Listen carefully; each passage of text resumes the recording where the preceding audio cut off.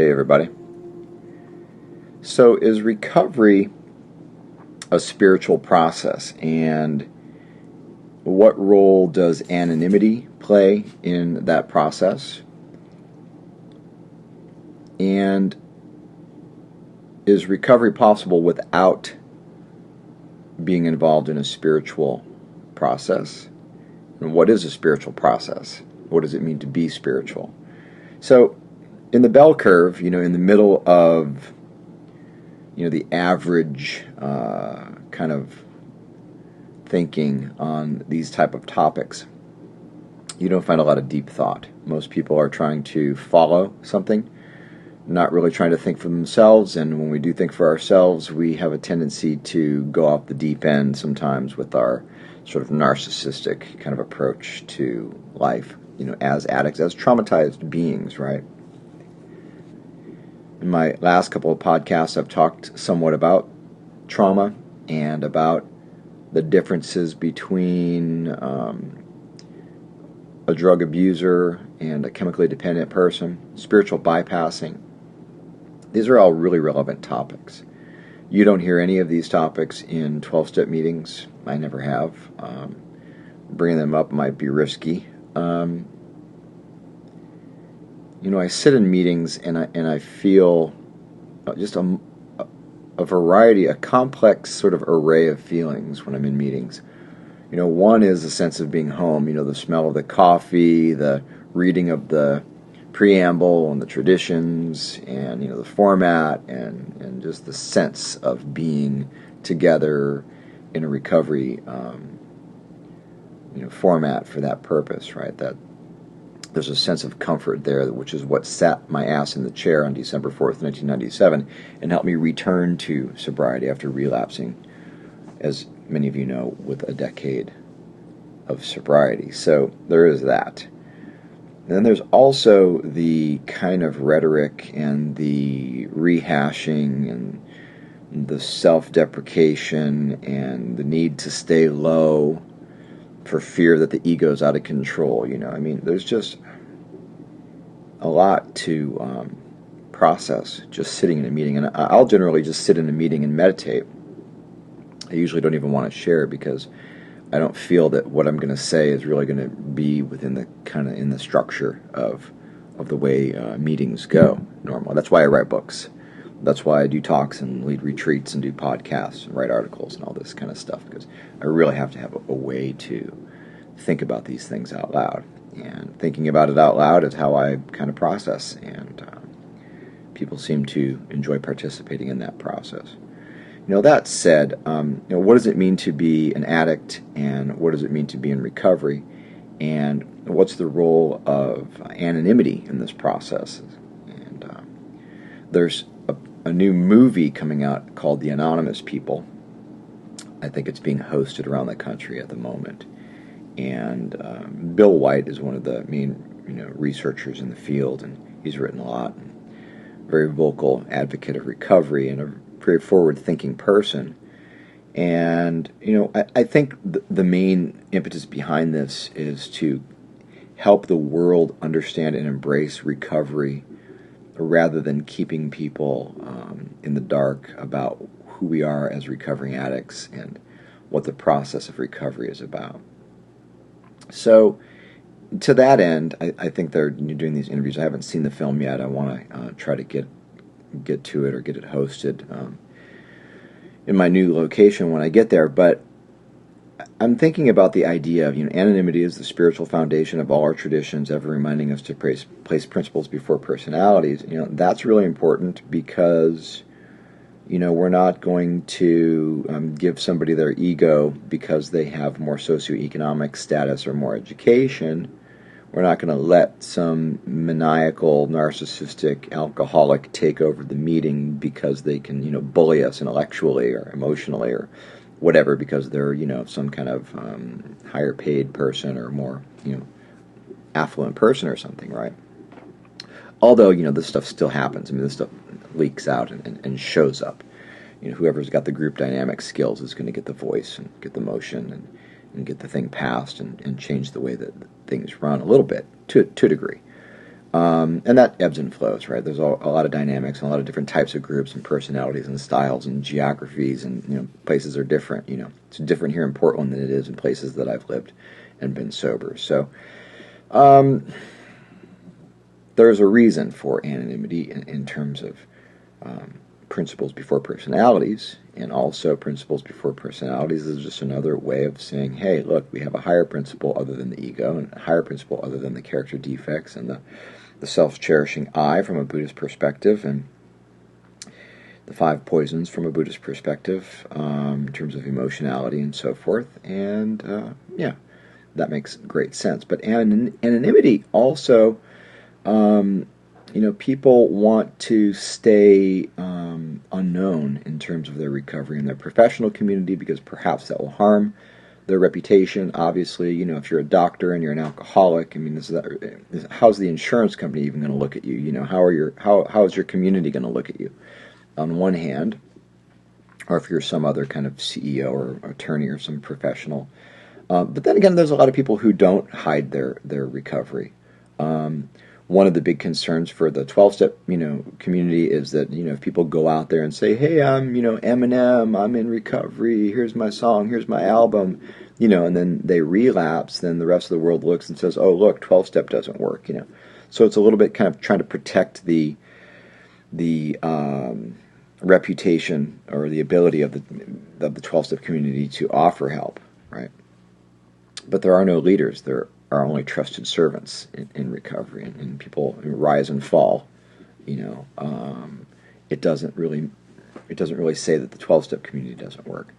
However, the 12-step community doesn't always work, and there's a lot that we can add to it. And I think one of the main things behind Mr. White's proposal and this idea of many faces of recovery in this film is to try to bring it out there, to be able to say, hey, we need to do better. We need to add more skills, more tools, more resources, more funding, get more people on board. Because one thing we don't know, and this is something that I'm impressed with his video on this website, which is, I think, manyfaces.com, something like that. But you can just Google the anonymous people, and you'll come up with it. And faces and voices of recovery.org, I think, is the other one. So the point I'm making here is that, Mr. White says, hey, we don't know anything about people with long-term sobriety. Well, because the only place people talk about their long-term recovery is usually in meetings, right? If people write books, then they're kind of shunned, for breaking their anonymity. People have come to my Facebook wall and put, you're making money off the program, and,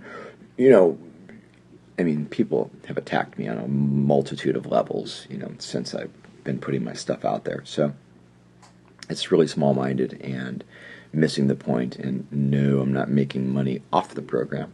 In fact, I barely make any money, for one thing. But the other thing is that, I'm putting my voice out there and my experience out there because there's a need, and because people die, and because I almost died, because I relapsed, and I was missing. I did everything that the program told me to do, and then some, for years, and it failed me. It didn't keep me going in my evolution as a person. So I went back to drugs and alcohol and so forth. So here I am in my 16th year of sobriety coming up, and just looking at, what does it mean to be anonymous? And hey, I'm out there too, people, I remember talking to Jeffrey over at the San Francisco Zen Center once, many years ago, about Kevin Griffin had put his book out, and Jeffrey had said to me, well, he wanted to speak here, but I refused to let him speak because he turned his back on the program that saved his life. And I'm like, whoa, Jeffrey, you're kind of fundamentalist, dude. Zen guy, over 20 years sober, and you're like, locking things down on the guy who's just trying to share his experience and talk about the Dharma and so on. So there's fundamentalist thinking in recovery, in Buddhism, and I've talked about this sort of ad nauseum in a variety of places. But people have a lot of opinions, then there's the science. There's the science behind addiction and recovery, and some people want to go all the way over into that. realm and really shut down the spiritual side of things and sort of, you know, like the smart recovery people, you know. And in fact, if you look on this Faces and Voices of Recovery, let me get the exact website, facesandvoicesofrecovery.org. If you look at the Get Involved section here, I'm moving to San Diego. I'm looking at the Pacific Southwest region, and here's Dr. A. Tom Horvath, PhD, and he's sort of he's the regional representative for this sort of new movement of recovery, right?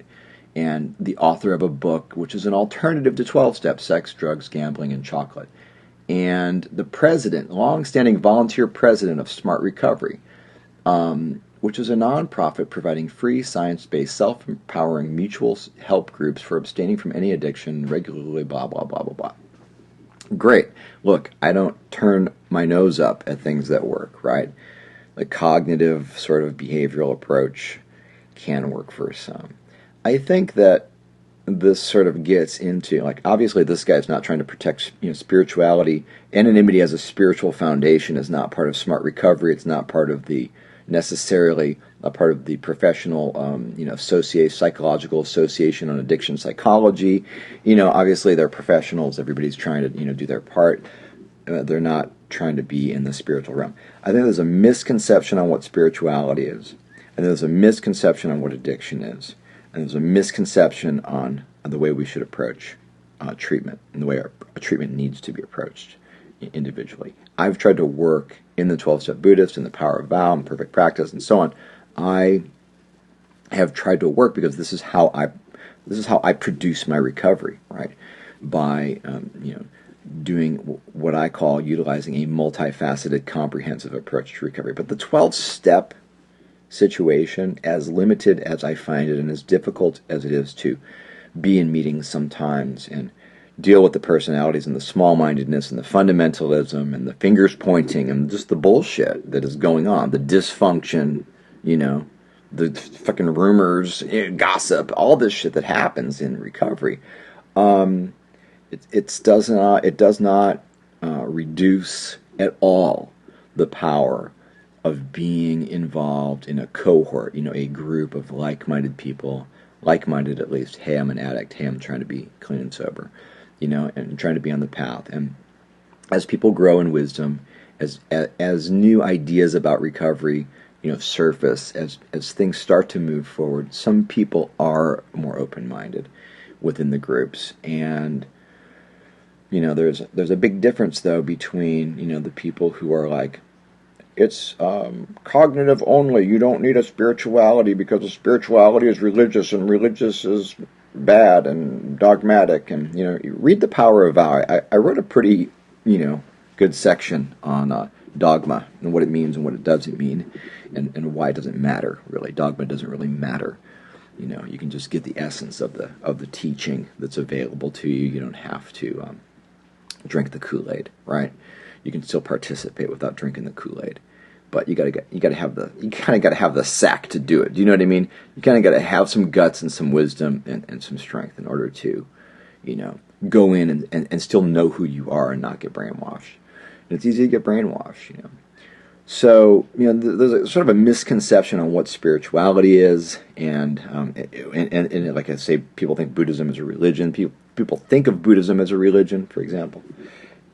Some people even say it is. Some leaders even say it is. And, you know, the idea of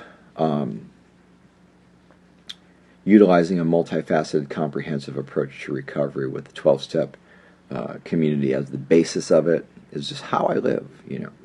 And, you know, people who feel that you can't ever talk about your recovery, you can't ever write a book or do a movie or any of this stuff because you're selling out and you're turning your back and you're using the program and blah, blah.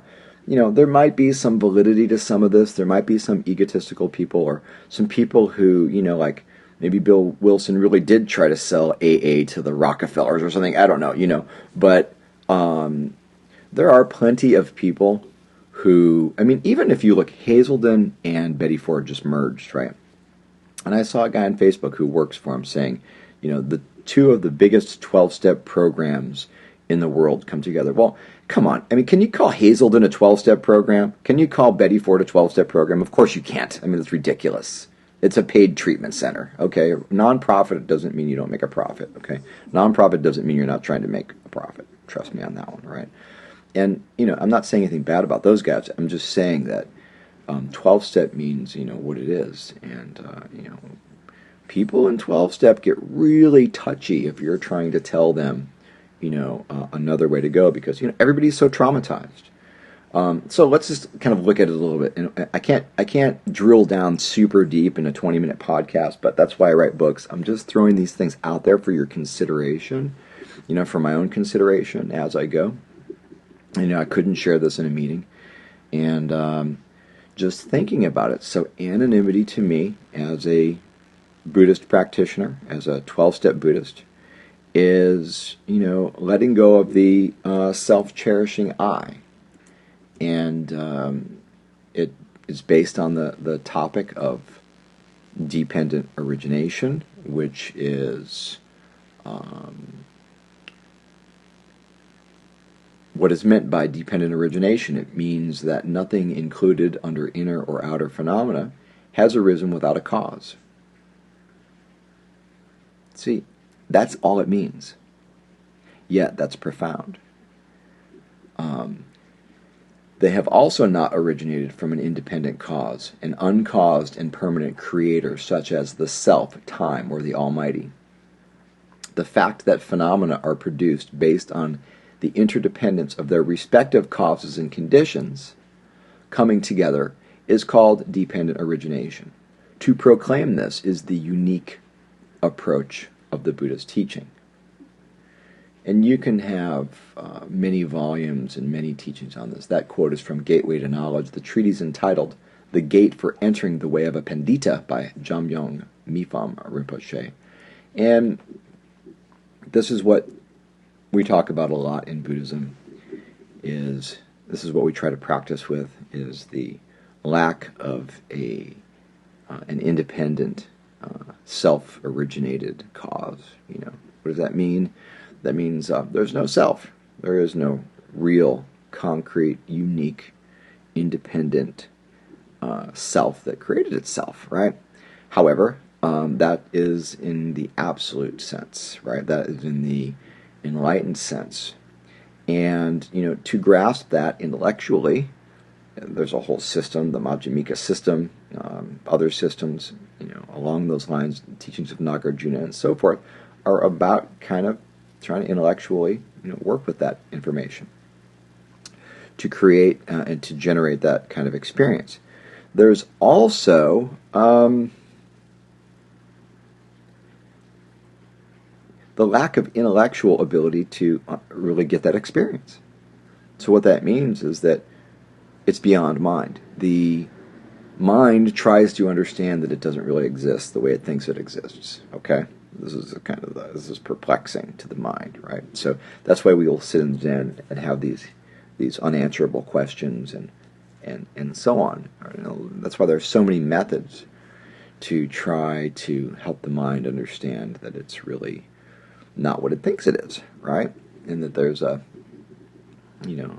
vastness that's that's more essential, more essence than the mind, which thinks it's the essence and insists on being the essence. So to me, like this word anonymity just brings up, this just triggers everything in Buddhism about emptiness, about dependent origination, and the entire program of the first turning of the wheel of Dharma is about this. So that's a way I think about anonymity. It doesn't really have anything to do with whether or not I say I'm Darren Littlejohn and I'm a member of XYZ recovery program. That said, I never say what particular program or programs I go to. It's the best I can do. But I do share really clearly, really openly, as honest as I possibly can about my experience in recovery and long-term recovery.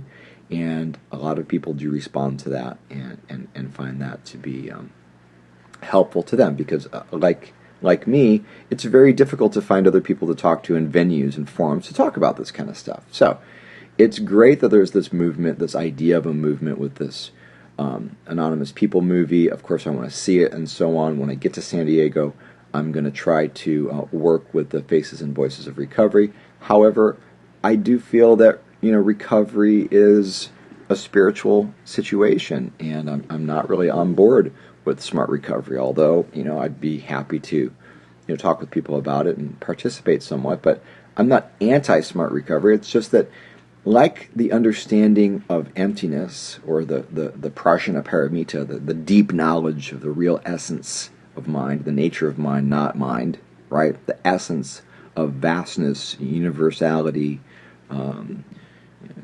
clarity, that is not the ego, that is not the mind. You can't get it with the mind. You have to go beyond the mind. So you can't get to the spiritual. And to me, that's what the spiritual is. The spiritual is beyond the mind, right? The spiritual is heart. The spiritual is clarity. The spiritual is not the grasping, the clinging, right? And in the relative sense, here I am as an I, functioning, existing, trying to understand that, hey, the I that I think I am really isn't. It's bullshit and spiritual bypassing to turn around and say, I don't really exist. Well, there is no I. Sophomoric Zen people like to say this stuff, Sophomoric, people in early experience of spirituality they try to quote and throw these things at you, Well, there really is no I, Okay, well, here's the thing. If you're that evolved and you're that enlightened, can I have your food? Can I have your wife? Can I have your money? Can I have your Lexus? Can I have your clothes? Can I have your body? Can I have your soul? I mean, honestly, you're clinging, so shut the fuck up until you know what I mean? Until you are realized. Please don't give me that advice, right? Unless I ask for it even then, right? So the idea that I'm saying here is that you can't get it intellectually, although intellectuality, is that a word? Intellectuality is a tool, right? So we have to use the words to talk about the process and to talk about the methods and the techniques, and then we do the techniques, and then we have the experiences, and that's the process of spiritual evolution. That is the process. The 12 steps are part of the process. Cognitive behavioral thinking is part of the process. If you choose it to be psychotherapy, physical fitness, all these other things are and can be part of the process, right? But to say that it's smart recovery alone by itself is the process, it might work for you as a cognitive-only kind of approach if you're not fully dependent, if you've not crossed the line from abuse to dependence. And I know the new DSM-5 says, hey, there's no real, they're not really saying that there's the category of abuser versus dependent, but I will share with you, there is. I mean, they're doing that kind of for politically correct reasons. They don't want to, for example, for insurance purposes and so forth, they don't want to call people addicts who get, hooked on Oxy in the hospital, because then, someone's got to pay and someone's going to get sued. You made them an addict by giving them Oxy for their surgery or something. There's a lot of these reasons, and they're really trying to be super generic in their diagnostic criteria and appease the most, professional opinions and the science behind it and so forth. But the brain science is there, which supports this level of dependence in the brain and what happens in the reward system and so forth. So I think once you've crossed that line into addiction, I just call it addiction, right? From abuse, like I've done it, it's a habit, I'm in trouble, but I get it, and now I'm done, and then I move on. That's like someone who's dabbled in abuse. That's a certain kind of addict. They may look a lot like me. They may have some similar experiences, but they are not the same as me, because I'm the kind of person that, regardless of the circumstances, the worse they get, the worse my using gets. The harder things get. The only thing that's going to help me is a profound spiritual solution. However, don't misunderstand. Spiritual, you have no idea what that is. You do not know what spiritual is, because you can't know with the mind. You can only know beyond the mind through teachings, through practices, through methods. So let go. I love this guy said last night in a meeting. He says, well, I was doing my second step, and my sponsor said, write down on a piece of paper everything that you know about God, and then write down another piece of paper what you think God should be if it could be anything, right? And he goes over to the sponsor's house and hands him the one. Here, I'm so proud. I've got 10 pages about what I think God is. And the sponsor took it and lit it on fire, like threw it in the barbecue grill or something, and said, okay, let me see the one that you wish God was. Okay, good. Here you go. Here's your higher power. Do step 3 and shut the fuck up, right? So mainly what I'm saying here is that intellectually, it's a tool. The mind is a tool. The mind, don't be a tool. Let your mind be a tool, right? We can't really solve it completely. We can't get all the way up the stairs to enlightenment with the mind. We have to transcend it. However, we can still include it. So I hope that makes some kind of sense, or at least gets you thinking. We have anonymity. It has its place. The absolute sense of anonymity is spirituality. Spirituality is a requirement for evolution of humanity. The mind, science has not put us into the evolutionary state, right? Science is part of it. It's part of the facilitation of the evolutionary state. But to go mind only is retarded. It's only the mind and the ego saying that, right? And it's not going to serve you well if you're a real addict. And a real addict has crossed a line from abuser to addict. We don't even know when we crossed that line or how we got there, but we wake up one day saying, whoa, this is out of control. And that's when I recommend you go to a 12-step program and do what they tell you to do. Participate in that fully. Get into your Buddhism, your yoga, your meditation, your whatever. Go wherever you need to go and do whatever you need to do in addition to that, but not instead of that, because that's where you're going to find the most support. And probably try to be quiet as you do it if you have these different opinions on what recovery should be, so on what spirituality should be, and so on and so forth. So here I've gone 27 minutes, didn't even intend to. I'm going to close it up. Until next time, you all, hey, don't forget, get a copy of The Power of Vow. Tell people about it. Ask for it at your local bookstore. It really does help out a lot. It is available through the distributors, but the bookstores don't really get sales pitches from a big publisher when it's self-published. So please help me out that way and ask for The Power of Vow at your Barnes & Noble and your other stores. Thanks very much, you guys. Peace out, and we'll be seeing you soon.